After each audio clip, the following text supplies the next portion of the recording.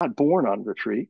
We carry all of the social relational matrix that helps us build our sense of self with us wherever we go, as well as any artifacts of retreats that continue to influence social relationships. We're obliged to keep intersubjectivity and relational thought in our meditation on and in life. That's just nature. And it's a good time to remind ourselves that because we are intermittently aware on relative and even absolute levels of the primacy of radical pratitya samutpada, interdependent co-arising, absolutely everything arises interdependently.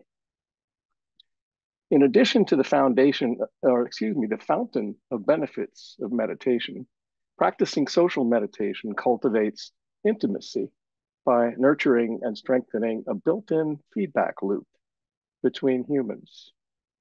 And since we're in shared experience, there's shared accountability for the quality of the co-experience. And we may enhance our tendency to stay on task, increasing cognitive efficiency. Also, we benefit from the age we live in, where the more enlightened among us may understand that we are co-constructed by the networks we participate in. And one might get to notice that personal and interpersonal meditation effects bleed across yet another permeable membrane, that between our contemplative and relative consciousness realms. According to Buddhist Geeks founder and teacher Vince Horn, social practices use social pressure to maximize continuity. We care about what each other thinks. And it helps us reveal and untangle some of that unhelpful social conditioning that might become obvious during social meditation. In social meditation, much like traditional mindfulness practices, we observe and note what's rising in our minds across 5 categories of experience. First, body sensations, which includes the 5 physical sensations and the 6th sense, especially in Buddhism, the 6th sense, our sense of self. So the most basic processes we might note arising in our experience, we might note seeing, hearing, smelling, tasting, touching, feeling, thinking. And neuroscience suggests that the body is not just the 6 senses. It includes each other and all of the impacting phenomena in the environment, the self, in culture, and in nature. In addition to noting body sensations like touching, pressure, internal sensations, we can tune into the gestalt, how we are in space, sometimes called proprioception, where we might note experience in relation to posture, like sitting, slouching, lifting, sinking, flattening, lengthening, stretching, and usually noting breath, in, out, rising, falling, inhale, exhale. The second and simplest category is charge, sometimes called valence, the pleasant, unpleasant, and or neutral charge that's associated with body sensations. Simplest because it's based on our primitive brain, informing freeze, flight, fight, and safety and approach activity. And the third category is mind states, like emotion, mood, state of mind, or tone. Vince Horn calls these patterns of body-mind experiences like anger, a combination of sensations with a mental overlay, usually a narrative overlay, a rehearsing, and some looping rumination pattern. And emotions in general are born and raised in our bodies. Then there is attitude, an angle or an azimuth of relating to experience or to each other. It acts as part of the feedback loop, as a filter on experience in the moment and in the lifetime. Kenneth Folk reminds us that emotions and attitudes are changing very quickly in experience, and we get to notice that. One experience might shift between joy, irritation, annoyance, love, boredom, exhilaration, curiosity, anticipation, worry, aversion, grasping, doubt, uncertainty, negativity, despair, hope.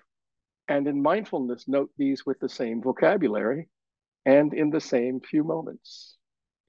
And we get to notice, to feel the strength of inherent relationships to phenomena in states like anxiety, interest, and joy.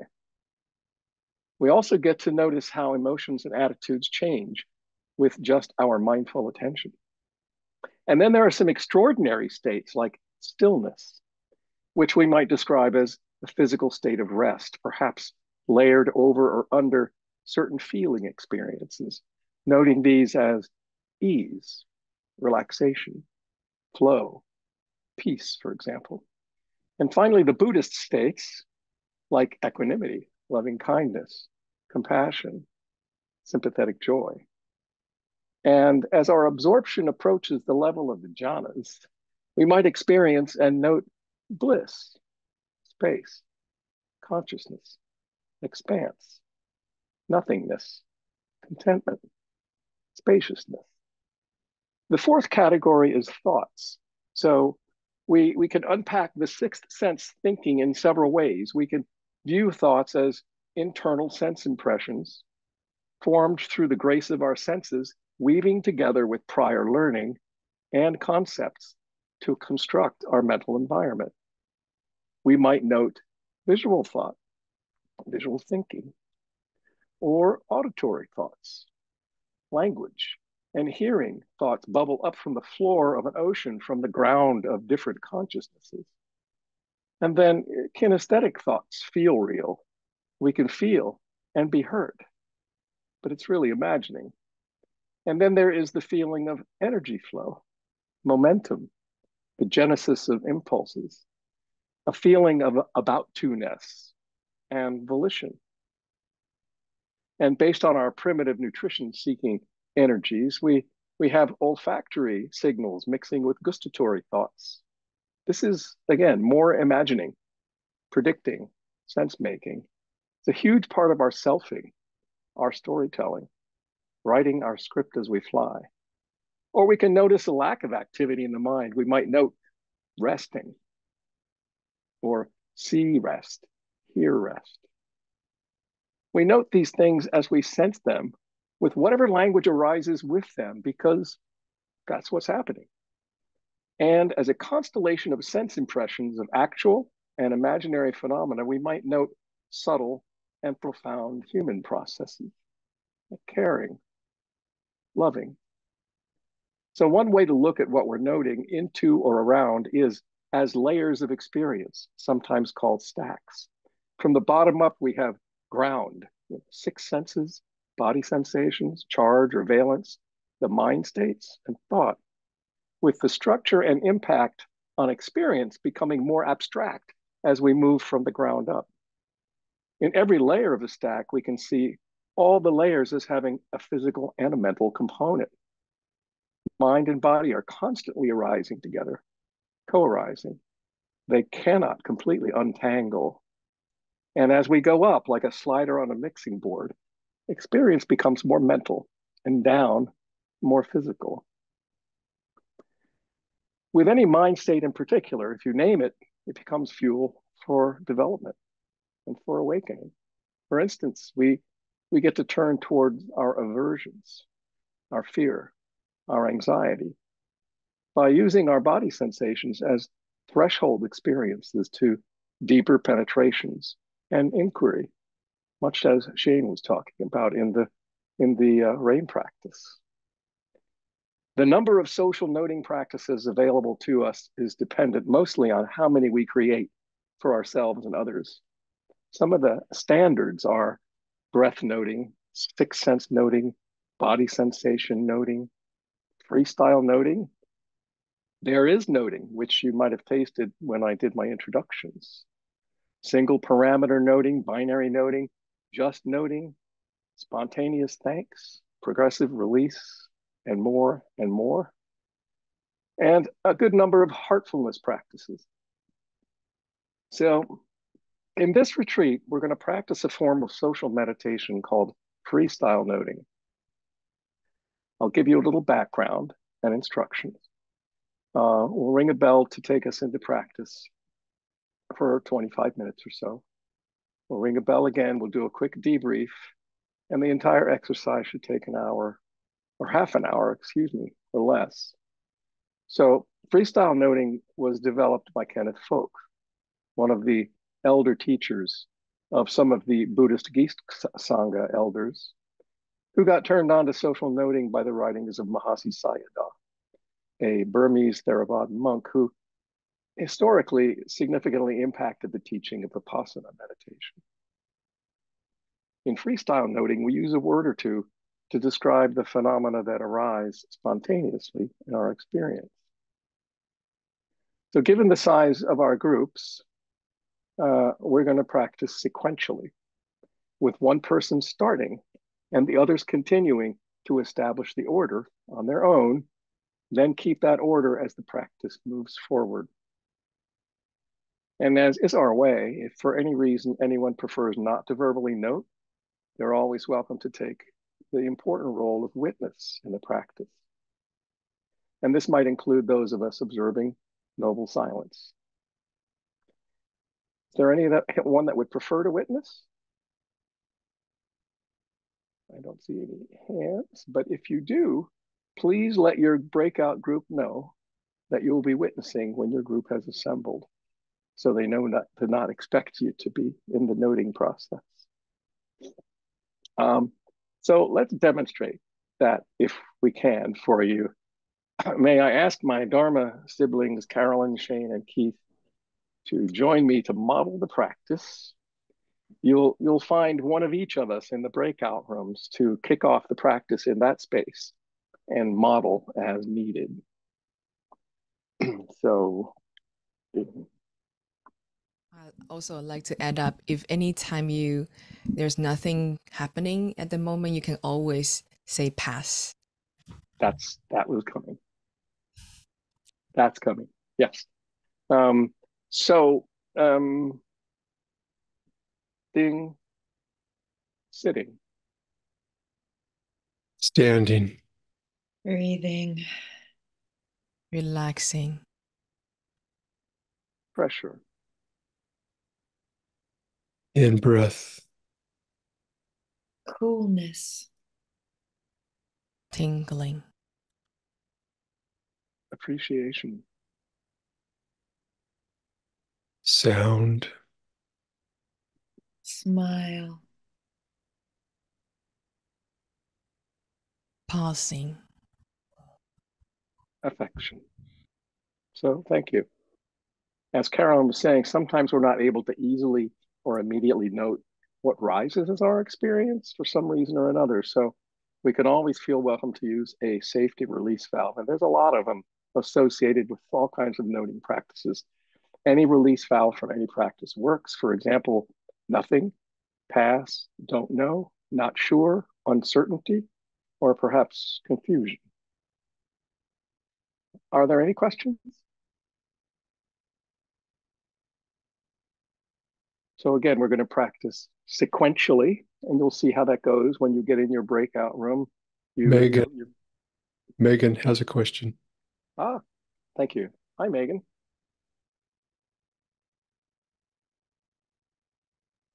Hi, thanks.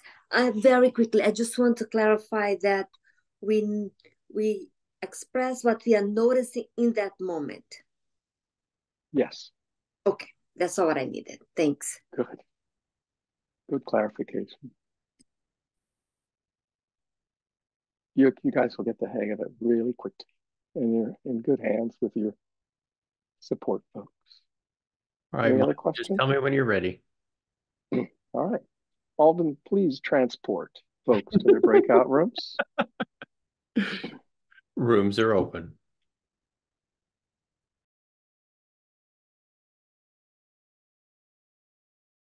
From each breakout room, maybe raising their hand and reflecting on their experience, using the there was form of noting with just a word or two.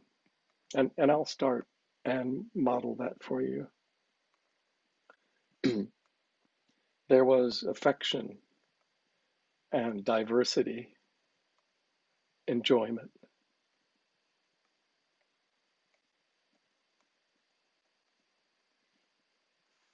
There was fun.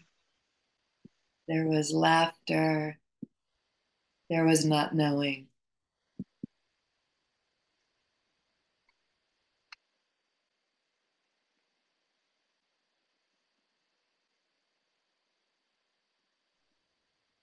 There was creativity, joy.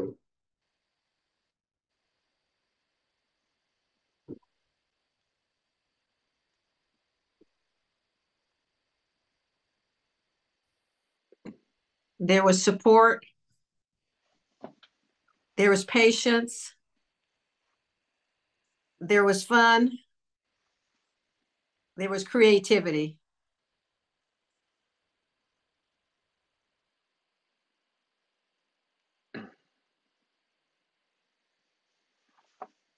Well, thank you. We have a few more minutes. So just how was the practice? Any reflections, reports, insights, highlights, disappointments? Anyone experience any resistance? Yeah, Kathleen. You're muted, Kathleen. Kathleen has to laugh first before her speaker comes on. Got it. That's what I was going to tell you. I don't know what happened to my I don't know. I went in settings. I couldn't figure out what was going on. But after a while of saying words and people kind of talking on top of me occasionally, I noticed that the yellow box was not around me. But then every time I laughed, because it was funny, because no one could hear me, then you could hear me when I laughed. So every time I gave a word, I had to go, ha ha, surprise. Wow. So that made a lot of support in our group, because people would tell me, laugh, Kathleen. We can't hear you. There's magic. So there was a lot of laughter in our group, and I felt actually a closeness to everybody. It was really nice, like great new friends and heartfelt. Yeah. So that's it. Ha ha. Gotcha. Thank you, Kathleen. Anyone else?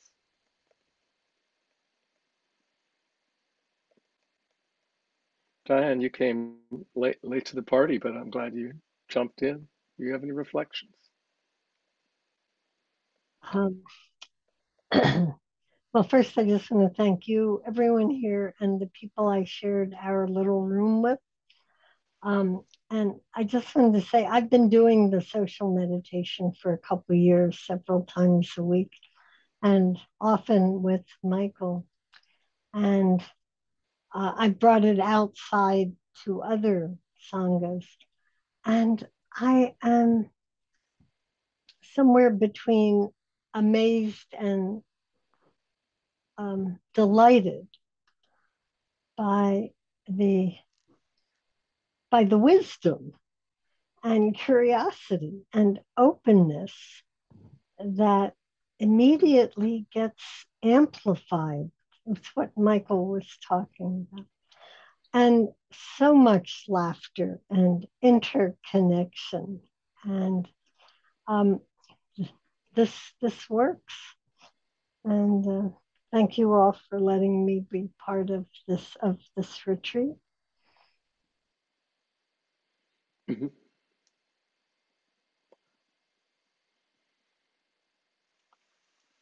So, one last question. We've got a few minutes. How might you take this this practice or this experience into your next day, or into your life, or into practice?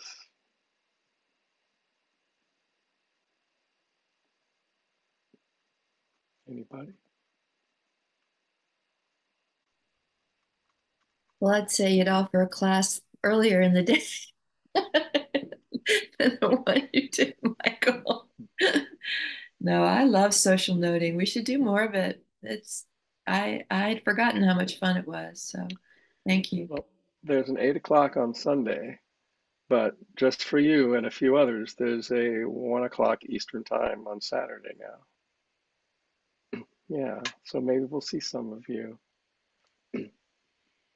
Yeah, honestly, I find it's when I first started practicing and then guiding and facilitating, I found that it's totally enhanced my normal, in my mind, mindfulness meditation practice.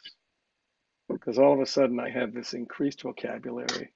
I had other voices running around inside of me, and it got wonderfully more complex. There were so many more layers when you invite, as I said earlier, we're social beings. So what we got today, we're going to carry with us. It has already affected who we are and how our practice of life is. So it seems simple, but it's kind of magic. And really, what you've reported is really common, intimacy, joy, humor, sometimes some profound insight, comfort, community, a real sense of connectedness. Yeah, Brad?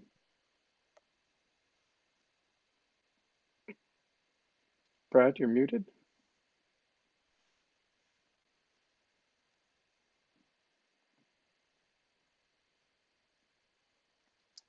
So, can you hear me? Yes, Brad.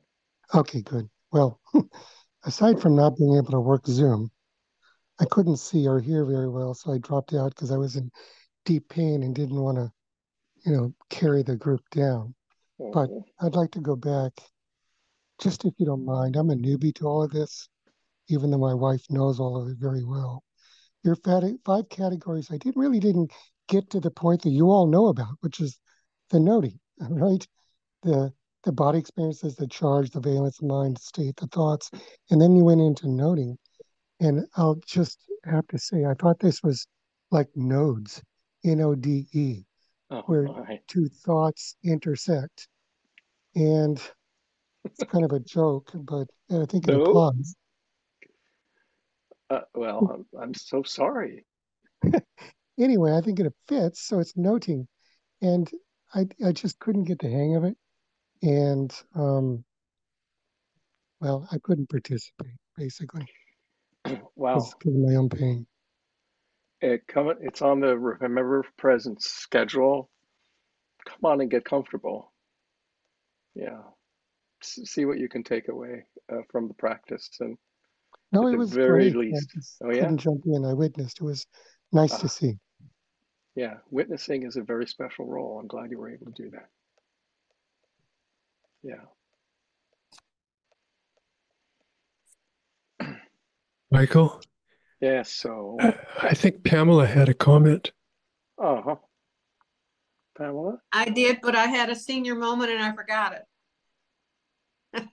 Oh, well, have a junior moment and remember. No, have a junior mint. No, wait a second. That's my youth. Well, you might remember. I remember now. Go ahead. I remember now. Earlier, the concept of don't try to go deep, just hit the surface, what comes to mind in another context, say that. And it took me a minute to get into that groove. And I like that. And what that says to me going forward is I can practice that little pause and just come. I don't have to go deep. So that was reinforcing for me. Very good. Yeah, some people, you might hear people noting efforting, which is not really a verb, but what they're saying is they're trying and they know they don't have to try. So it's about, it's like being stuck. But sometimes our experience is just ineffable, you know? It doesn't mean we don't have the vocabulary. It means we don't have the vocabulary, or and not right now, or it might take some reflection, and we might want to try that moment again some other time. Yeah. And one more thought is there's no wrong answer. So whatever right. my train of thought is mine, and it doesn't. No one else is impacted by that. Yes. So it was a no penalty time. Ultra inclusive, acknowledging the fact that your reality is real. Yes. Whatever's in it, you know, at any level, it's yours and it's valid and it can be shared. Yeah.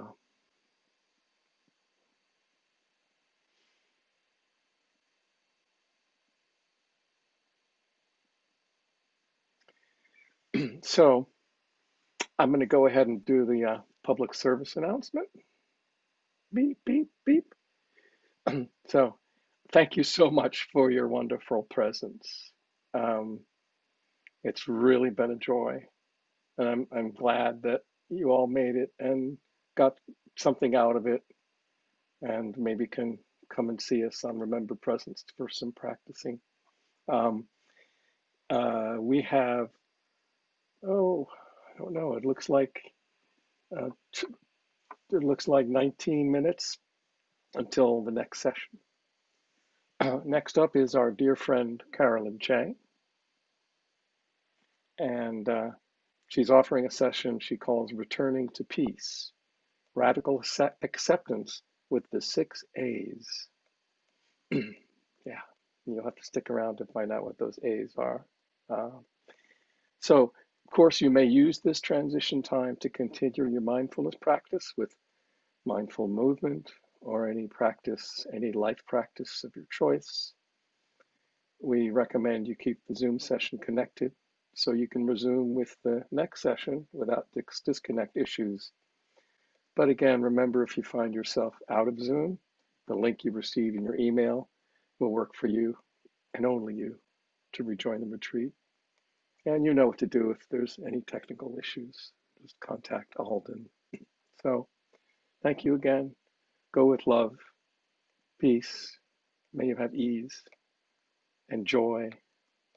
And I love you for coming and for being.